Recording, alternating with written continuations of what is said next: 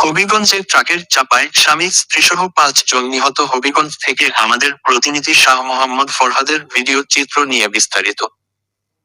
হবিগঞ্জের Madhabpur truck private কারের মুখোমুখি সংঘর্ষে স্বামী স্ত্রীসহ 5 জন নিহত হয়েছে। খবর পেয়ে হাইওয়ে থানা পুলিশ ঘটনাস্থলে পৌঁছে উদ্ধার কাজ শুরু করে।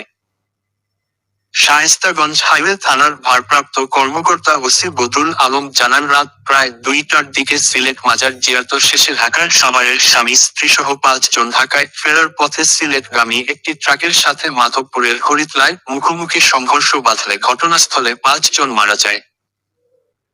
খবর পেয়ে হাইওয়ে পুলিশ ঘটনাস্থলে পৌঁছে নিহতের মরদেহ উদ্ধার করে থানায় রাখা হয়েছে। স্বজনদের খবর দেয়া হয়েছে। আত্মীয় স্বজনরা আসলে মরদেহ হস্তান্তর করা হবে। নিহতরা হলেন মোহাম্মদ জামাল মিয়া, 40, পিতা মোজো আলী মৃধা। জামাল মিয়ার স্ত্রী কামরুন নাহার, 35, ছেলে অন্তর, 11 ও ছোট ভাই মোহাম্মদ এনামুল, 35, গ্রামের বাড়ি গোয়ালিয়ার গলাচিপা পটুয়াখালী।